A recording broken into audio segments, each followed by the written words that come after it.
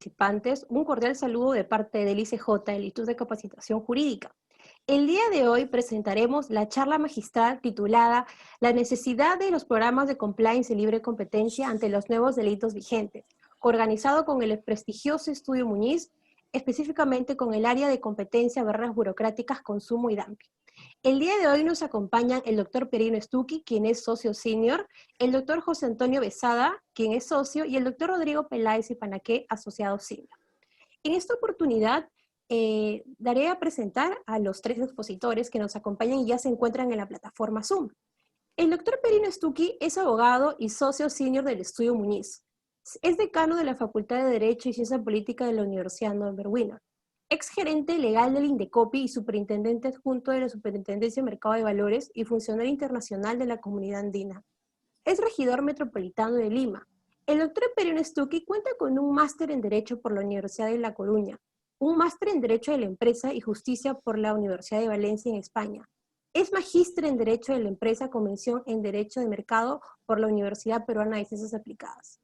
Asimismo, presentaré al doctor José Antonio Besada Alencastre, quien es socio del área de competencia del Estudio Muñiz, Olaya Meléndez Castro Ono y Herrera Abogados. Cuenta con una maestría concluida en Derecho de la Competencia y Propiedad Intelectual por la Pontificia Universidad Católica del Perú y un máster concluido en Derecho de la Empresa y Justicia por la Universidad de Valencia en España.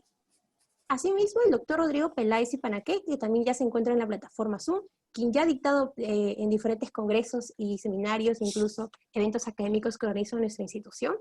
Él es abogado por la Universidad de Piura, con mención sobresaliente, cuenta con estudios de maestría en Derecho de la Empresa en la Universidad de Lima y cursos de especialización en Derecho de Consumo y de la Competencia en ESAM y en la Universidad del Pacífico. Actualmente se desempeña como asociado senior del área de competencia, barreras burocráticas, consumo y dumping del Estudio Muñiz y es director de Sodital, la Sociedad de Negocios Digitales. En el ámbito académico, el doctor Rodrigo Peláez y Panaqué ha sido profesor del curso de tutela del consumidor en la Universidad de Lima y Derecho Administrativo en la UDEP. Cuenta con diversos artículos académicos publicados y ha participado en diferentes ponencias sobre las materias de la especialidad. Una cordial bienvenida a todos aquellos que nos están observando desde el Facebook Live y por supuesto agradecer a los ponentes quienes se encuentran ya en la plataforma Zoom. Una vez más, ellos expondrán la charla magistral titulada La necesidad de los programas de compliance y libre competencia ante los nuevos delitos. Su tiempo, por favor. Muchísimas gracias, Nuxia.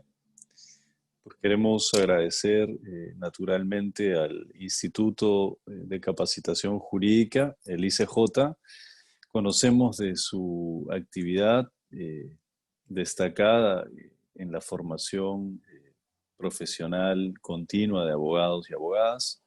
La verdad es que para nosotros es un verdadero placer acudir a su invitación para esta tarde poder presentar consideraciones como equipo que somos con experiencia en antitrust, en derecho de la competencia, acerca de la necesidad de establecer programas de cumplimiento o programas de compliance en materia de libre competencia, a propósito de la reciente vigencia de nuevos delitos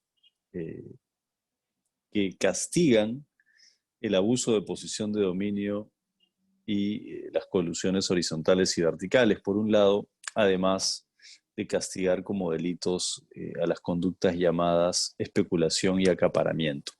Los programas de cumplimiento, programas de compliance, naturalmente, antes también eran necesarios y de gran utilidad, tanto para asegurar la responsabilidad de la empresa, su integridad, así como para evitar infracciones y eventualmente sanciones en materia de libre competencia. Pero ahora, como ya presentarán luego el doctor Peláez y el doctor Besada, resultan de mayor importancia aún porque los riesgos para las empresas se han agravado, han aumentado a propósito de estos nuevos delitos que acaban de entrar en vigencia el 30 de agosto. Nuestra presentación en conjunto tiene tres partes. La primera está a mi cargo. Voy a lanzar una panorámica acerca de qué es lo que ha ocurrido en estos nuevos delitos y cuál es toda la hilación del conjunto de elementos que hoy en materia de libre competencia representan riesgos para la actividad empresarial.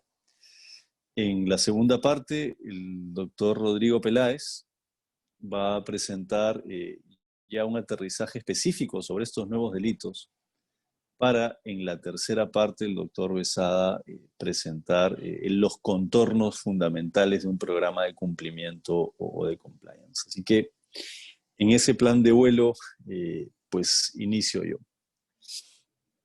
El 30 de agosto entró en vigencia esta nueva ley de alcance penal. ¿Qué significa esto?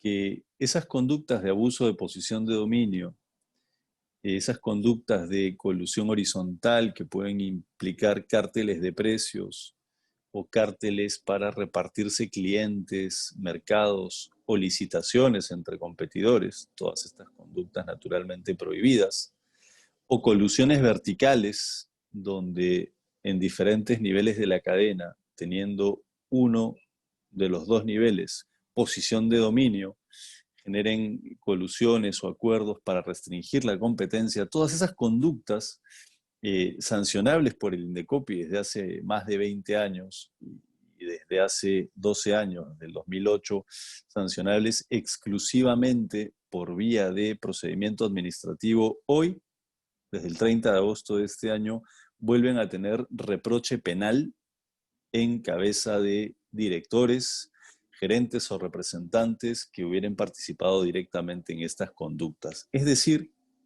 en suma, se ha duplicado nuevamente el reproche del Estado, tanto por vía administrativa a cargo del INDECOPI como por vía penal desde la Fiscalía con posible denuncia que inicia un proceso ante juez penal. Esta duplicidad se eliminó en el año 2008 por considerarse inadecuada, por considerarse que el camino penal es un camino de última ratio y que era suficientemente disuasivo un sistema administrativo donde también se sanciona a gerentes, directores y representantes que participan directamente de conductas anticompetitivas. Este entendimiento así de claro permitió que cualquier delito vinculado a la libre competencia por afectarla fuera eliminado del Código Penal.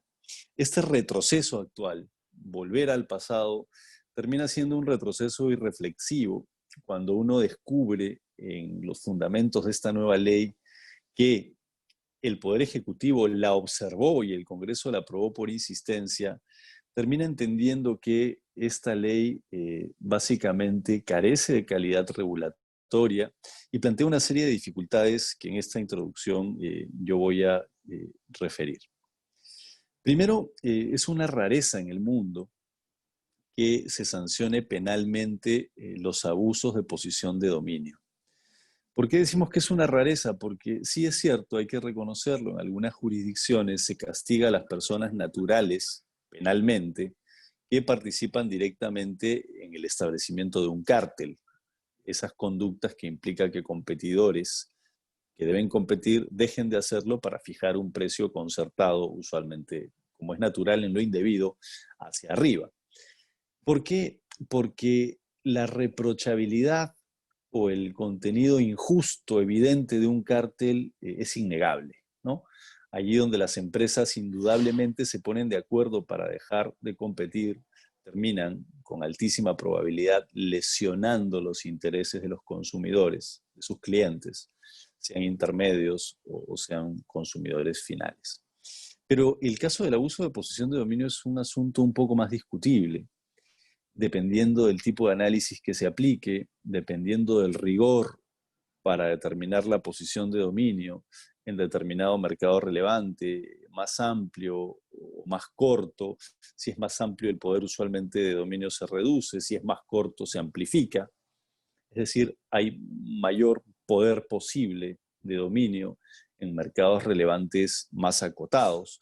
Toda esa variabilidad en el análisis hace que el reproche penal sea excesivo o exorbitante por no ser altamente previsible para una persona cometer un acto de abuso de posición de dominio, porque depende de tantas variables que finalmente podría ser hasta involuntario. Por eso es que el propio INDECOPI en realidad hace muchos años que no castiga y que no sanciona abusos de posición de dominio. Se privilegia el castigo y la persecución de carteles. Pero además de ser una rareza tener un reproche penal por abuso de posición de dominio, y el doctor Peláez lo va a explicar detalladamente, lo que genera además es una duplicidad que podría conducir a decisiones amplias acerca de la violación del principio de Nevis in idem.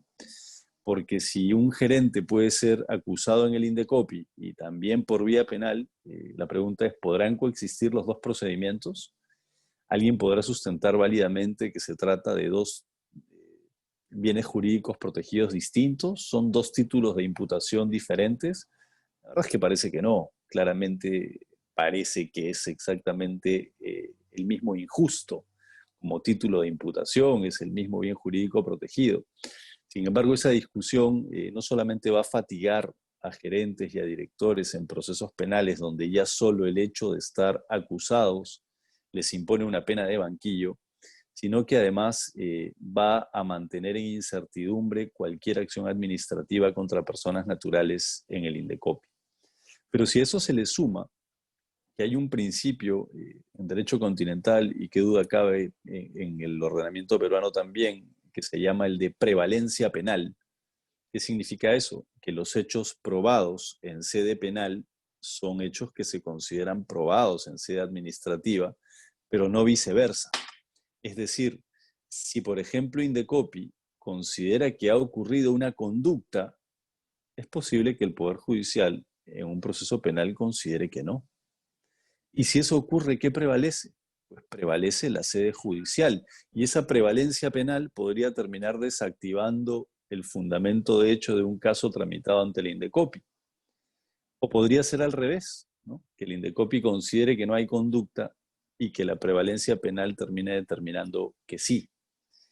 Y entonces, ¿qué habría que hacer? ¿Suspender un procedimiento a resultas del otro? Pues en principio no, porque si vamos a sancionar doblemente a un gerente por el camino administrativo y por el camino penal, debiera haber solo un proceso o procedimiento, porque no hay bis in idem. Pero si eso se desconoce, o si estamos en un caso donde en el Indecopi se procesa a la empresa como agente económico y en el ámbito penal se procesa al gerente como participante directo en la conducta de la empresa, podríamos tener esos resultados disímiles que yo iba anunciando. Pero eso además se puede ver agravado por el déficit que existe en el Indecopi en relación con el estándar probatorio.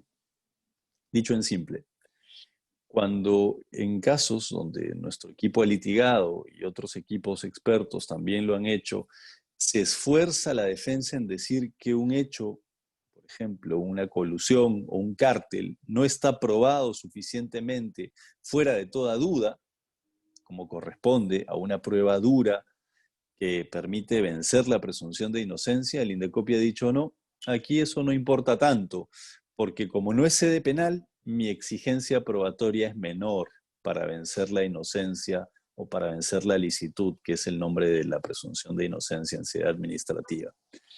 Entonces podría ocurrir además que frente a un hecho probado con bajo rigor probatorio en el Indecopi, el fiscal y el juez penal tengan poco margen en la práctica para decir que con un mayor rigor probatorio la conducta no está aprobada. Porque ya veremos que alguien dirá a través de la prensa o por aquí o por allá que cómo es posible que el fiscal desconozca lo actuado en el Indecopi, que es un ente técnico, y cómo es posible que el juez no considere que hay un delito cuando aquí se consideró en el Indecopi que hay una infracción. Pues explicarle a esos que encienden el debate públicamente que el Indecopi ha reconocido que su estándar probatorio es menor, pues claramente entenderán que eso pues ni siquiera se va a entender. Todas estas dificultades que genera el apresuramiento de estos nuevos delitos reflotados que ya habían sido derogados en el año 2008, tienen además un componente adicional que deriva en agravar el contexto y aumentar el riesgo para las empresas, gerentes y directores, que es un contexto compuesto por lo siguiente. Ya Indecopi tiene un sistema para pagar, para entregar dinero a los que se constituyan como informantes de una conducta, por ejemplo, un cártel de precios. Es decir, alguien que sabe que hay un cártel, pero que no ha participado, puede ir a avisarle al Indecopi, presentar pruebas y recibir dinero en efectivo a cambio. Es decir, se aumenta el incentivo para la denuncia y claramente pues, para la investigación, pero con ese riesgo de un menor estándar probatorio. Además, el Indecopi tiene ya un sistema de delación compensada, que es el programa de clemencia, donde quien sí ha cometido la conducta y decide ser el primero, por ejemplo, en un cártel, una fijación de precios con otros, decide ser el primero en confesar y acusar a los demás y presentar pruebas de que los demás, con él mismo, se pusieron de acuerdo para afectar la competencia, ese que es el primero podría ser exonerado de la sanción. Con lo cual, vemos que hay incentivos para que haya una mayor presión persecutoria. Eso parece que está bien, porque son conductas indebidas. Claro, si tuvieran un alto estándar probatorio, la justicia estaría asegurada, que no es necesariamente el caso. Ya lo hemos explicado. Pero el asunto es que penalmente, ahora, como han irrumpido estos delitos, imagínense que una empresa quiere ser el primer confesor y delator de las demás, con las que se puso de acuerdo para exonerarse de la sanción. ¿Eso le asegura al gerente en sede penal alguna protección por colaboración eficaz? Ninguna. Con lo cual, si son los gerentes y los directores las personas que estarían motivadas en el Indecopi a confesar y a delatar a los otros miembros de un cártel para exonerar a la empresa de la sanción, pues con estos nuevos delitos, esas mismas personas podrían estar menos motivadas a hacerlo, porque con esa confesión y con ese delatar a los demás podrían procesarlos penalmente. Porque penalmente, para la colaboración eficaz, tenemos un catálogo de delitos donde no está incluido el abuso de poder económico, que es el nuevo delito vigente desde el 30 de agosto de este año. Salvo que en una acrobacia arriesgada, quien quiera colaborar eficazmente en lo penal quiera decir sobre su propia conducta que es una asociación ilícita para delinquir, que sí está en la lista de delitos que permiten una colaboración eficaz. Es decir, tratar de buscar protección ante el fiscal por confesar, pero agravando la conducta. Eso, pues francamente, es difícil de creer. Finalmente, yo con esto voy terminando mi intervención inicial. Noten que tenemos también un impulso desde la autoridad que acaba de publicar un proyecto de lineamientos para demandar por daños y perjuicios a las empresas que hayan sido sancionadas por una conducta anticompetitiva. Es decir, además de la multa, vendrá una posible demanda de indemnización. En ese contexto que acabo de describir y que el doctor Peláez va a explicar más detalladamente en el tema de delitos y el doctor Besada en los programas de cumplimiento, ¿cuál es la solución? Como conclusión anticipada, pues la solución es tomar mayores medidas de prevención para evitar al interior de la empresa caer en conductas infractoras y ahora en posibles conductas delictivas en cabeza de directores, gerentes o representantes.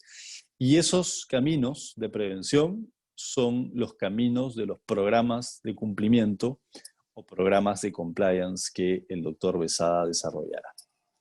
Así que para mí ha sido un gusto cerrar esta primera parte. Vamos a seguir atentos a las presentaciones del doctor Peláez y el doctor Besada. Adelante, Rodrigo. Gracias, Pierino. Voy a compartir una presentación.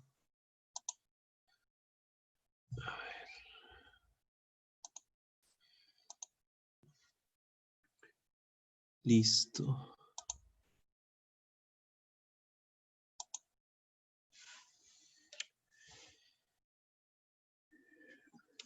A ver. Un poco entrando a desarrollar lo que bien anticipaba Pierino.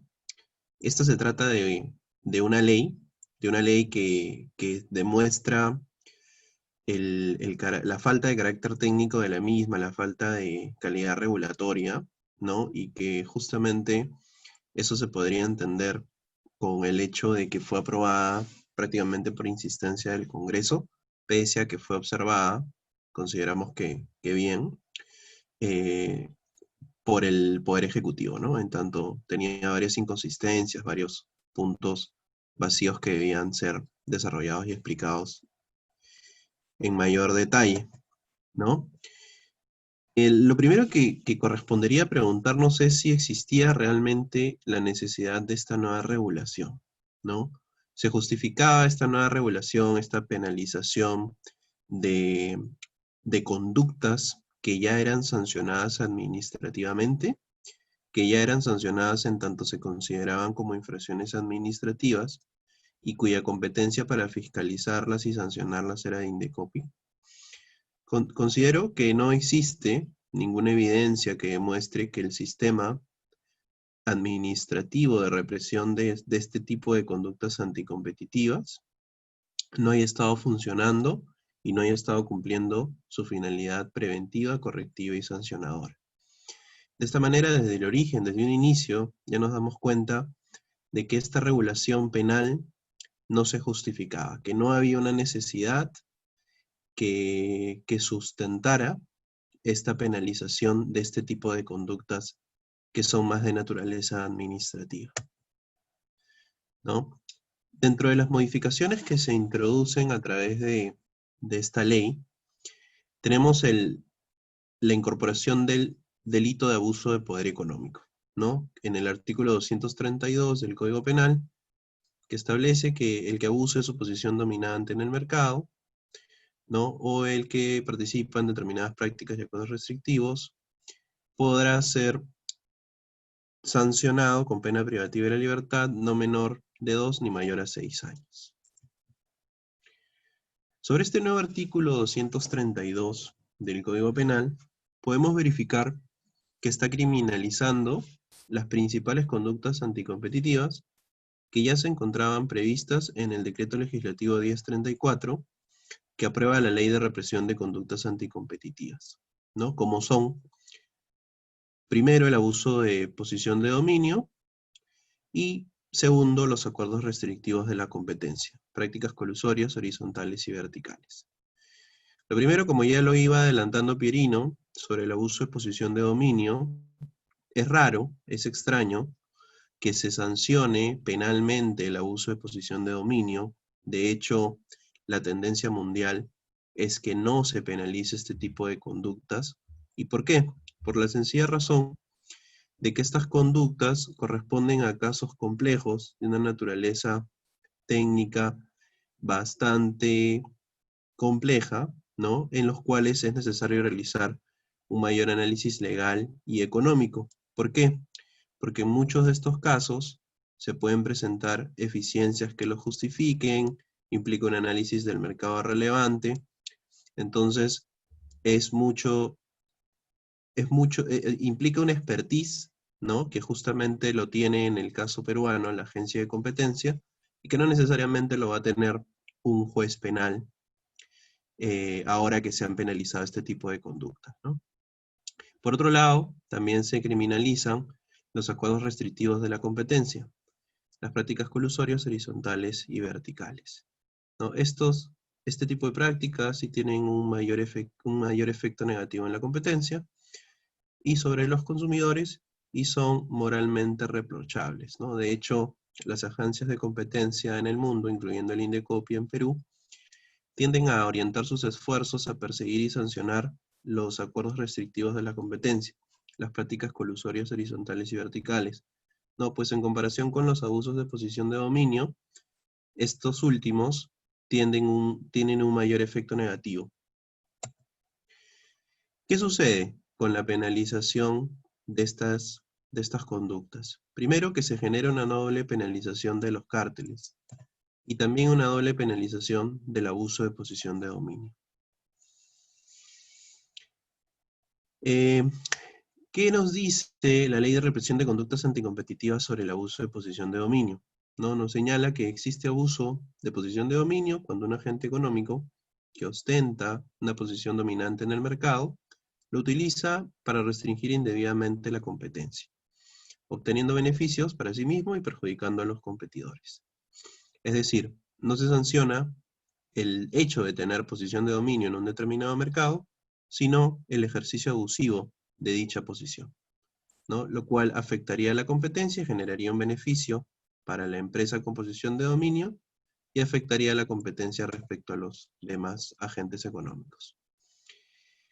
¿Qué problema se genera a raíz de la criminalización, de la penalización de las conductas que señalamos anteriormente? Nos referimos a el abuso de posición de dominio y las prácticas colusorias, prácticas verticales y horizontales.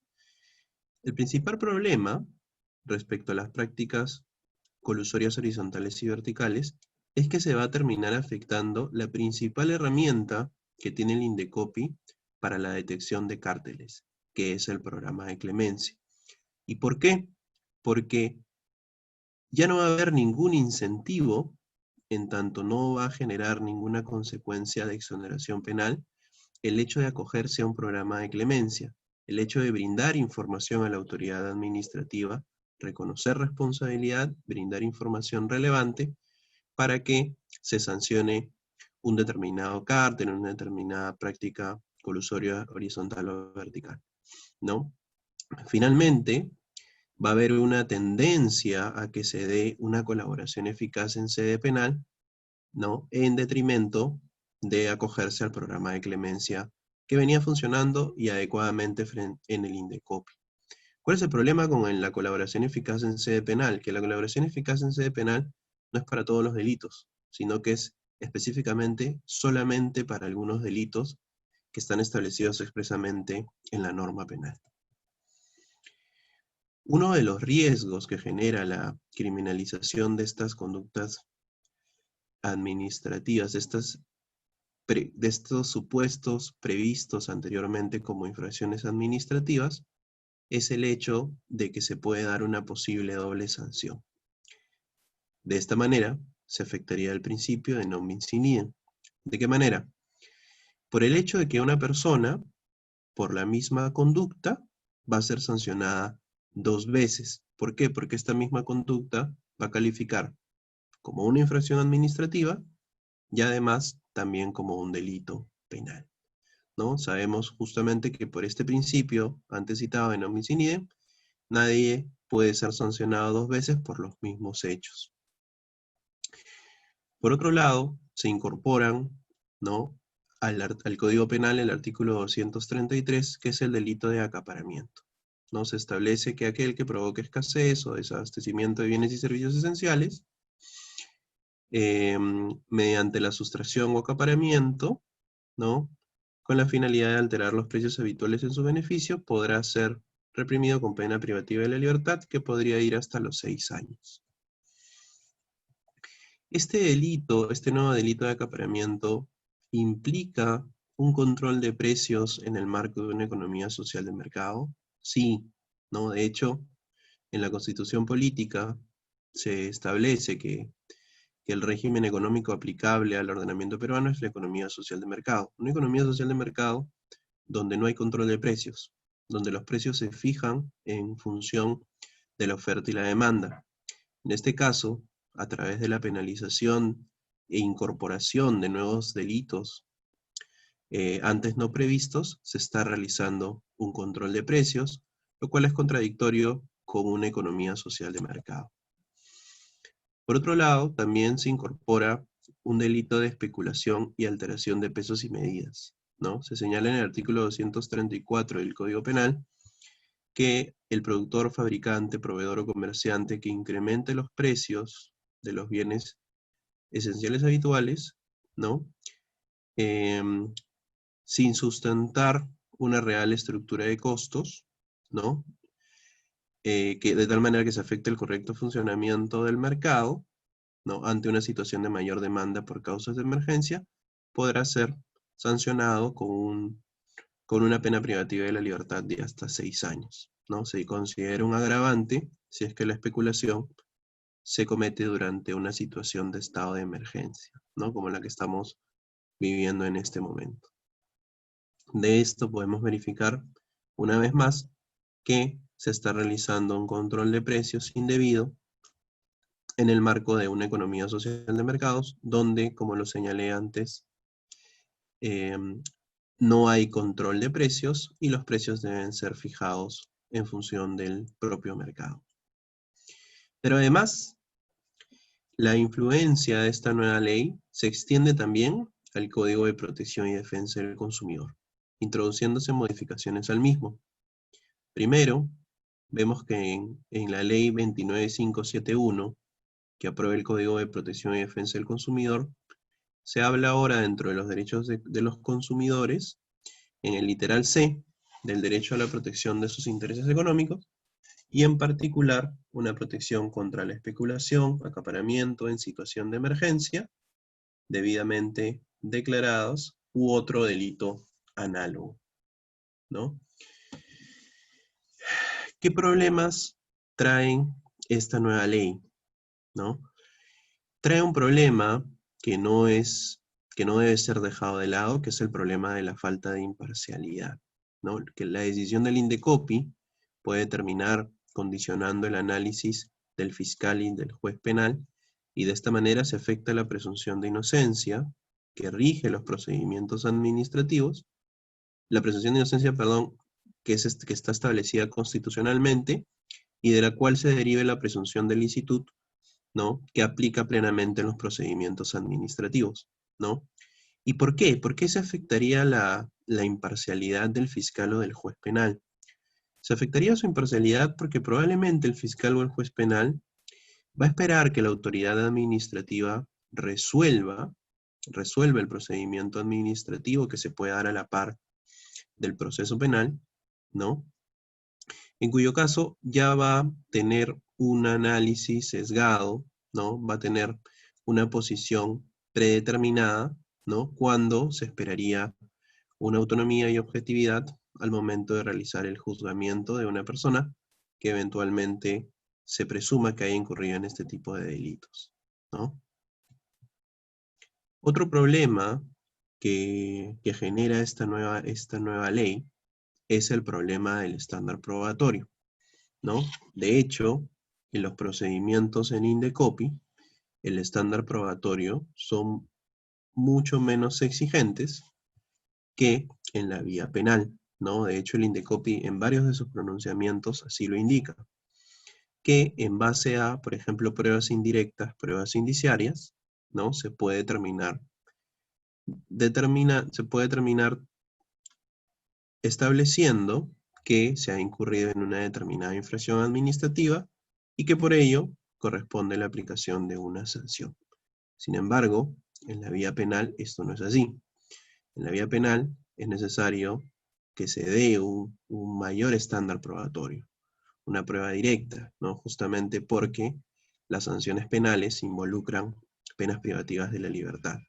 Entonces, a partir de un menor estándar probatorio, de un procedimiento administrativo en INDECOPI previo, esto puede ser utilizado indebidamente para luego terminar sancionando también penalmente a una empresa o persona involucrada. Verificamos que respecto a esta ley existe una debilidad institucional. Hay una grave y clara falta de pronunciamiento por parte del INDECOPI, ¿no? El que era presidente del INDECOPI en ese momento nunca emitió una observación a esta ley, ¿no? De hecho, las observaciones las hizo el Poder Ejecutivo, cuando por parte del INDECOPI, como órgano técnico especializado, correspondía que también alzara la mano y estableciera cuáles eran las deficiencias sobre el que en ese momento todavía era un proyecto de ley, ¿no? Para terminar mi exposición, planteo una pregunta final. Por todo lo expuesto, se podría entender que esta nueva regulación es un avance o un retroceso. Podemos concluir que pareciese que esta nueva ley genera más un retroceso que un avance, por todas las consideraciones antes expuestas y partiendo de que el sistema administrativo que existía antes de la entrada en vigencia de esta nueva ley funcionaba y cumplía un rol preventivo y disuasivo, ¿no? Y lo que está generando esta nueva ley es que se afecten muchos de los canales que justamente tenía la autoridad administrativa para poder identificar conductas infractoras administrativas, como es el caso, por ejemplo, de los cárteles, que se podían detectar y sancionar a través del programa de clemencia. Programa que se ve totalmente desincentivado a raíz de la entrada en vigencia de esta nueva norma. Con esto termino mi exposición. No sin antes señalar que la solución para todos estos problemas, para evitar los riesgos personales, los riesgos pecuniarios para las empresas y personas naturales, son los programas de cumplimiento normativo de compliance, sobre los cuales va a explicar a detalle José Antonio Besada, a quien le cedo la palabra. Gracias, Rodrigo. Bueno, primero me toca saludar a todos los participantes de este importante evento, felicitar al instituto por esta convocatoria y muy agradecido de poder participar con una presentación sobre los programas de compliance. Voy a compartir mi pantalla para poder empezar con la presentación.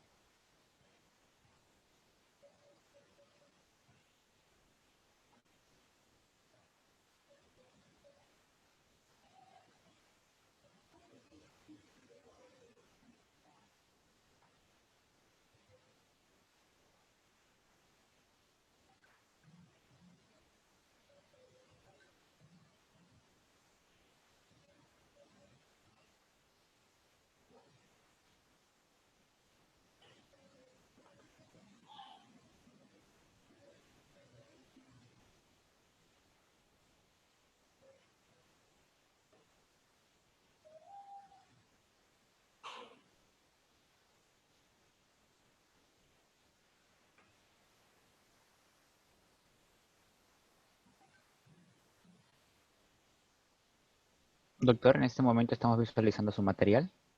Sí, ¿ya pueden visualizar la pantalla? ¿Me confirman, por favor? Sí, doctor, puede continuar. Sí. Ok, muchas gracias. Bueno, de hecho, a ver, ¿pueden ver la imagen o está en la primera diapositiva? Sí, doctor, en este momento acaba de pasar. Ok, muchas gracias. Rápidamente vamos a definir la estructura de la presentación. A mí lo que me toca es presentar la importancia de los programas de compliance atendiendo a los riesgos y contingencias que se derivan del incumplimiento de la normativa sobre libre competencia, que en la actualidad, bajo las modificaciones normativas al Código Penal, también generan contingencias de tipo penal, ¿no? Esta presentación rápidamente va a incorporar los siguientes temas. Primero, la definición de lo que es un programa de compliance, lo que son las prácticas anticompetitivas que se buscan evitar, los efectos de estas prácticas, los beneficios del programa de compliance, sus requisitos y su utilidad de cara a una infracción. Muy bien. Rápidamente, empezamos con la definición. ¿Qué es un programa de compliance? En términos muy sencillos, es un mecanismo de autorregulación que tiene por finalidad garantizar el cumplimiento de obligaciones legales. Si estamos hablando de un programa de compliance en temas de libre competencia, entendemos que se trata de un programa de autorregulación que lo que busca es prevenir, detectar y tomar acción oportuna ante posibles conductas anticompetitivas. Eso es muy importante y esa es la definición. Muy bien, ¿qué prácticas anticompetitivas son las que se buscan evitar? Ya lo ha mencionado Pierino, ya lo ha mencionado Rodrigo, vamos a resumirlas rápidamente. Las conductas que se buscan prevenir o mitigar a través de este tipo de programas son las prácticas de abuso de posición de dominio, las prácticas colusorias o acuerdos de tipo horizontal o vertical, y actualmente, bajo la modificación del Código Penal, se busca evitar también potenciales delitos para los representantes de las empresas que incurren en este tipo de prácticas. Muy bien.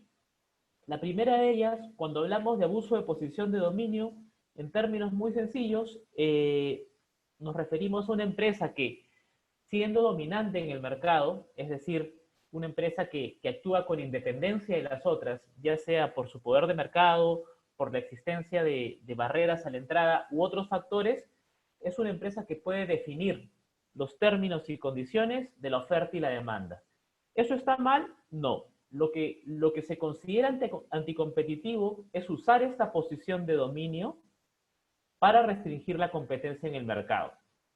Imaginemos, por ejemplo, una empresa que tiene posición de dominio, por ejemplo, en el mercado de productos lácteos, que empieza a establecer condiciones negativas injustificadas para la contratación a los distribuidores, empieza a incorporar prácticas discriminatorias en sus contratos con las empresas que comercializan sus productos, exclusividades injustificadas, ventas atadas, entre otras.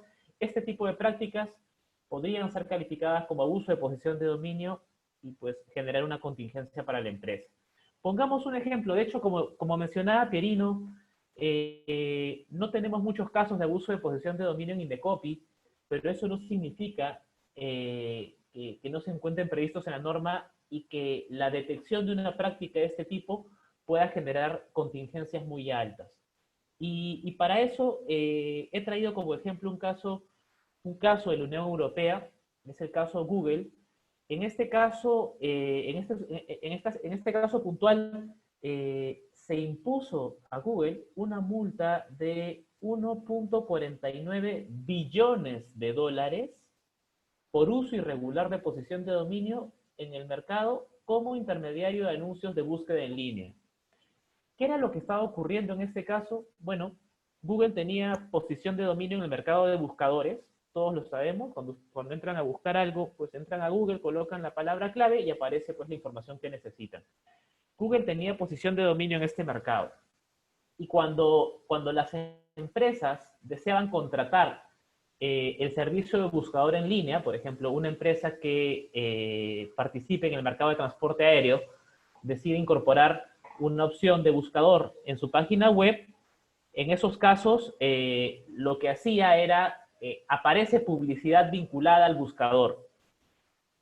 Google, que tenía posición de dominio, condicionaba la contratación con estas empresas a que la publicidad que apareciera vinculada al buscador sea la publicidad de las empresas relacionadas con Google. De esta forma, usaba su posición dominante para generar efectos anticompetitivos respecto de, por ejemplo, Yahoo o Microsoft, que también tenían buscadores. En este caso puntual, se identificó una práctica de abuso de posición de dominio y nuevamente, reiteramos, se puso una multa muy alta de 1.49 billones de dólares. De hecho, es un ejemplo a tener en cuenta, ¿no? Las otras prácticas, rápidamente, que se consideran anticompetitivas son las prácticas colusorias o acuerdos que pueden ser de dos tipos. Horizontales, que son entre competidores, y verticales, que son entre empresas que se encuentran en distintos niveles de la cadena de producción, distribución, comercialización. Pongamos un ejemplo. Este gráfico nos ayuda a identificar lo que son prácticas colusorias horizontales, en este caso puntual, entre empresas comercializadoras. Los comercializadores se ponen de acuerdo, son competidores directos y se ponen de acuerdo, por ejemplo, para fijar precios, para fijar condiciones, para fijar cantidad, calidad, eso eventualmente calificaría como una práctica colusoria horizontal y podría ser sancionada, ¿no? Traigo a colación un ejemplo. En el Perú, el Indecopi inició un procedimiento sancionador en libre competencia contra las farmacias por fijación de precios, ¿sí? En este caso, las farmacias eran los competidoras directas, establecieron algunas condiciones puntuales respecto de los precios y la particularidad de este caso es que se utilizaron a los laboratorios como facilitadores para esta coordinación de precios. Es decir, a través de los laboratorios se compartía información sensible de una farmacia a otra, lo que facilitaba una coordinación de precios. Este tipo de práctica es un ejemplo de una práctica colusoria horizontal que fue sancionada por Indecopi con multas muy altas. Muy bien. Seguimos avanzando. Pongamos el otro tipo de conducta que podría ser sancionada por Indecopi son las prácticas colusorias verticales. En este caso, nos encontramos frente a un acuerdo, pero ya no entre competidores directos, sino entre empresas que se encuentran en distinto nivel de la cadena de producción, distribución, comercialización. En el ejemplo que ustedes ven ahí, una práctica colusoria vertical es aquella que podría darse entre un distribuidor mayorista y un comercializador minorista, por ejemplo. Imagínense que tenemos un gran distribuidor y los comercializadores minoristas son las bodegas o tiendas. Un acuerdo entre ellos podría ser calificado como una práctica colusoria vertical. Este tipo de prácticas tienen se debe cumplir un requisito y es que ya sea una de las empresas en su respectivo mercado debe tener posición de dominio. Muy bien. Respecto de esto, tenemos otro caso, que es el caso hipoclorito de sodio, que también se vio ante el Indecopi. ¿Qué era lo que ocurría acá? Pues teníamos una empresa que era proveedora de la empresa Quimpa, que era la única empresa que producía hipoclorito de sodio en el Perú. Esa empresa, que estaba en el nivel de producción, celebró un contrato con el principal distribuidor, que en este caso era Clorox, y ese contrato establecía que Clorox adquiriría una cantidad determinada de hipoclorito de sodio y eventualmente Clorox se encargaría de la distribución. El problema era que Clorox, de acuerdo a lo que Indecopi señaló, solo vendía el hipoclorito de sodio a aquellas empresas que no resultaban ser sus competidores directos. Esta situación obviamente generaba una restricción en la competencia, porque muchas empresas que competían con Clorox no podían acceder al principal insumo para producir lejía, ¿no? Entonces, esta práctica también fue detectada, se consideró que era un acuerdo vertical y fue sancionada también por el Indecopi. Eso en tanto prácticas anticompetitivas y sanciones a nivel administrativo. Pero como ya se mencionó hace un momento, lo cierto es que ahora la contingencia es mayor porque existe responsabilidad penal para los funcionarios, representantes legales de las empresas, en caso se evidencie su participación en alguna de estas prácticas de abuso de posición de dominio o restrictivas de la libre, o acuerdos o colusiones, o prácticas colusorias. Entonces ya tenemos allí una doble contingencia. Los delitos ya los ha descrito Pierino y Rodrigo, por lo que no voy a entrar en mayor detalle ahí. Un elemento a considerar también, además de las contingencias para las empresas que incurren en estas prácticas, además de las contingencias para los funcionarios responsables de estas empresas, existe, y esto creo que es lo principal, un efecto de esta conducta anticompetitiva en el mercado y un efecto negativo sobre el bienestar de los consumidores, porque finalmente, ante un acuerdo, ante una restricción de competencia, el perjudicado final va a ser el consumidor, porque va a recibir un producto con un precio que no se define por interacción de oferta y demanda, o va a recibir un producto con una calidad determinada, sustentada, pues eventualmente en algún tipo de acuerdo, coordinación, y eso pues genera una afectación clara a su bienestar.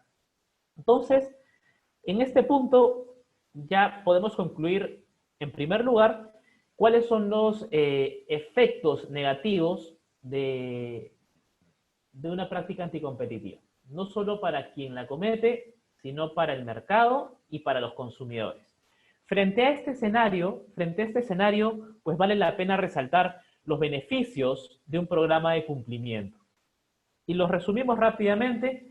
Un programa de cumplimiento en materia libre de competencia permite prevenir infracciones y sus costos, permite identificar potenciales incumplimientos propios, permite también identificar incumplimientos de terceros y tomar acciones inmediatas, y como consecuencia genera el fortalecimiento de la reputacional y además incorpora un componente de control y mitigación de daños y atenuante de multa. Vamos a revisarlos rápidamente. El primer componente, prevención de infracciones y costos. En este caso puntual, sabemos que el Indecopi puede imponer multas, medidas correctivas, además de las acciones de responsabilidad civil por indemnización y daños y perjuicios que pueden iniciarse contra las empresas responsables y sus funcionarios, ¿no? De hecho, cuando hablamos de multas, las multas son bastante altas. El Indecopi podría imponer multas de hasta el 12% de las ventas o ingresos brutos percibidos por el infractor o por su grupo económico.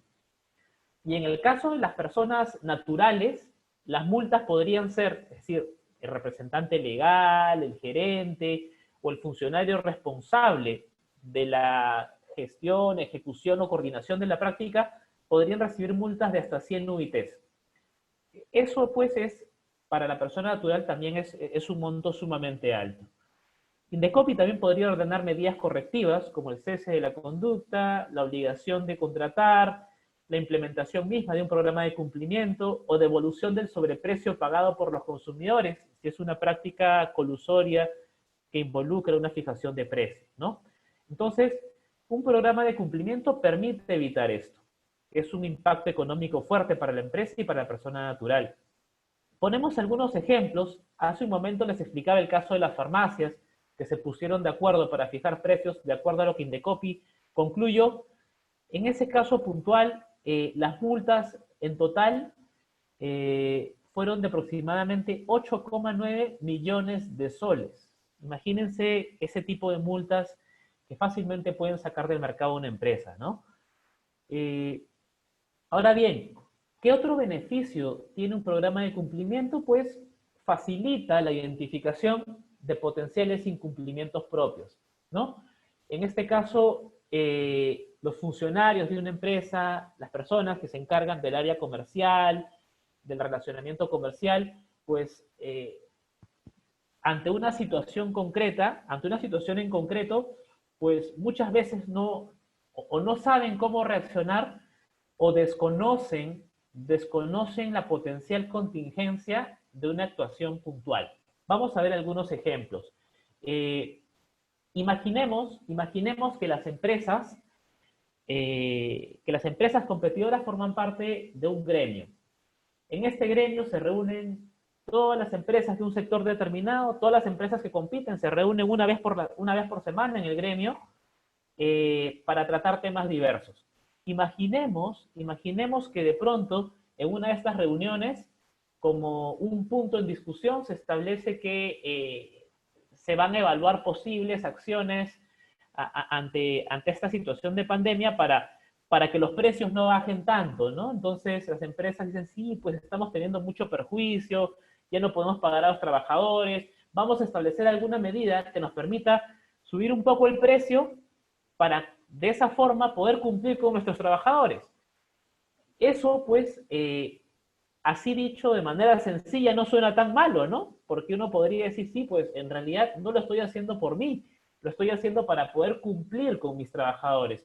Pero lo cierto es que ese tipo de práctica es una posible concertación de precios que eventualmente va a generar un perjuicio al mercado, va a generar un perjuicio al bienestar del consumidor y va a generar una multa no solo para la empresa, sino también para los funcionarios responsables de su fijación. Entonces, este tipo de escenarios o este tipo de situaciones que de pronto no serían detectadas por todos, si es que la empresa cuenta con un programa de cumplimiento, es más que seguro que sus funcionarios van a estar preparados para poder afrontar ese tipo de situaciones. Muy bien. De hecho, acá les he traído algunas imágenes de algunos de los correos que se intercambiaban entre los representantes de las farmacias, en este caso de farmacias donde se concertaron precios, y de hecho uno lee estos textos y en muchos casos pareciera que es como mencionaba yo hace un momento, ¿no? Pareciera que las empresas o los representantes de las empresas consideraban que el pactar un precio determinado no era algo negativo, sino era parte de una práctica comercial. De pronto no visualizaban cuál era la contingencia de ese tipo de prácticas y es por eso que ante situaciones como estas, un programa de cumplimiento resulta esencial, porque ya sus componentes de capacitación y educación te ayudan o ayudan a la empresa y a sus funcionarios a darse cuenta qué es lo que no pueden hacer. Muy bien. También decíamos, como otro de los beneficios de estos programas de cumplimiento, que facilita la identificación de conductas anticompetitivas de terceros, no solamente las propias, sino, por ejemplo, ante una situación donde una empresa percibe que está siendo excluida del mercado, ya sea por una empresa que tiene posición de dominio, o de pronto percibe que hay un acuerdo o concertación entre empresas que está generando un efecto anticompetitivo respecto de esta, ya podría accionar oportunamente ante esta situación, ya sea planteando una denuncia ante Indecopi o comunicando a las empresas que participan de esta concertación que ese tipo de prácticas podría generarles contingencias muy graves. Eso es un efecto, es otro de los beneficios de un programa de cumplimiento. Vamos a avanzar un poquito rápido porque ya no tenemos mucho tiempo. Otro componente esencial, otro beneficio esencial de esos programas es que permite detectar oportunamente potenciales prácticas anticompetitivas y adoptar acciones de mitigación, cese o corrección. Si ya la empresa, luego de evaluar o hacer un informe de riesgos, detecta pues que en alguno de sus contratos podrían haberse incorporado exclusividades anticompetitivas o tratos negativas injustificados de trato o tratos discriminatorios, ante situaciones de ese tipo, un programa de compliance te permite tomar acción oportuna, cesar la conducta y eventualmente, si es que ya se inició una investigación ante el Indecopi, evaluar opciones de colaboración que permitan mitigar el impacto de la multa, ¿no? Muy bien. Importante también es la mejora reputacional, porque una empresa que cuente con un programa de cumplimiento, pues trasladará una imagen de seriedad y responsabilidad internamente con los trabajadores y además generará una confianza en los grupos de interés. De hecho, nos ha tocado revisar en el marco de nuestra actividad profesional procesos de due diligence cuando una empresa va a adquirir a otra, y dentro de esos procesos de due diligence existe un interés muy grande en atender o en revisar que la empresa que va a ser adquirida pues no incumpla la normativa sobre libre competencia. Y ahí los grupos de interés están sumamente activos los grupos de interés en la compra, me refiero, están sumamente activos en verificar que no existan contingencias de este tipo. Entonces, el contar con un programa de cumplimiento genera confianza, y al generar confianza en el mercado, en los grupos de interés, eleva el valor comercial de una empresa, ¿sí? Eso es importante también y es un beneficio de un programa de compliance. Muy bien, rápidamente, ¿cuáles son los requisitos ya cuando una empresa decide implementar? Primero tiene que haber un compromiso real, y el compromiso real se plasma a través del involucramiento de las más altas autoridades de la empresa en la implementación y ejecución del programa de compliance. Luego, el segundo componente es el informe de riesgos. Para poder definir la situación de una empresa, tiene que prepararse un informe de riesgos que permita identificar cuáles son las conductas, cuáles son las variables de ocurrencia y las variables de impacto. Pongamos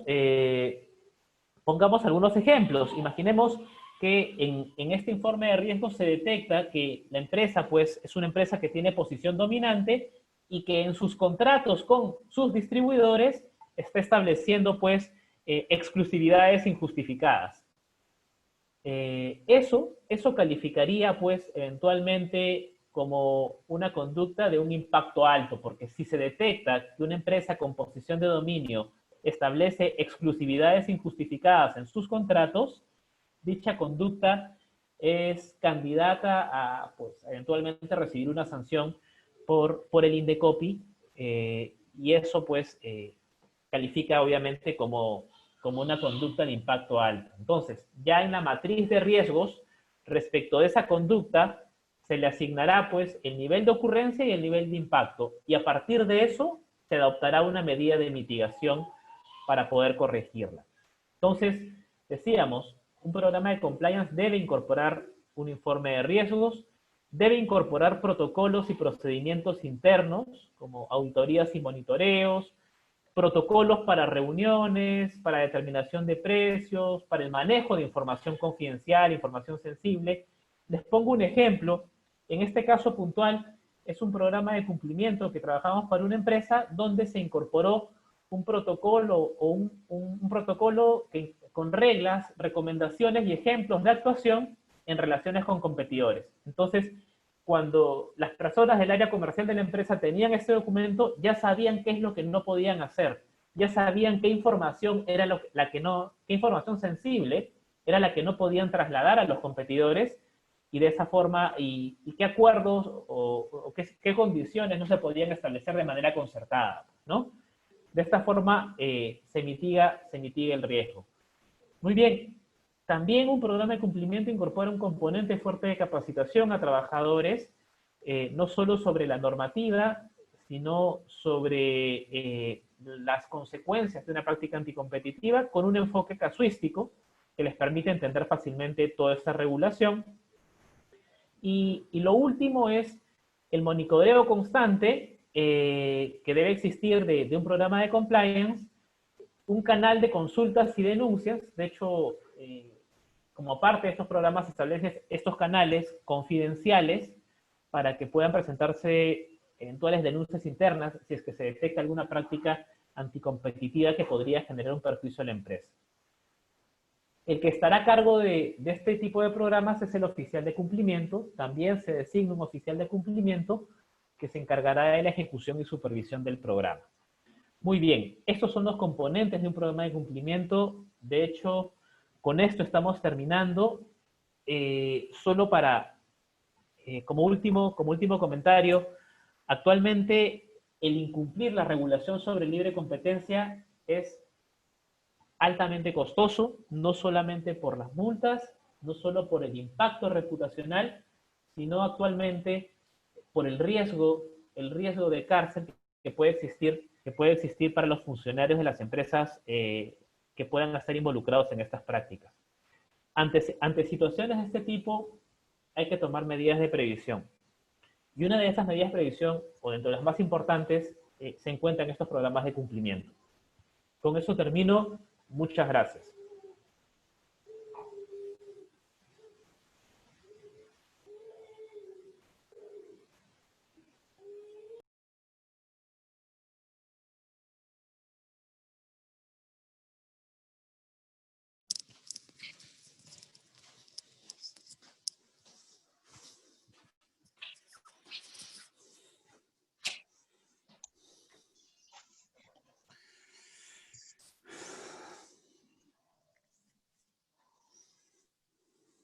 Listo, yo creo que con eso terminamos la ponencia. No sé si quisieras agregar algo más, Pierino, como palabras finales.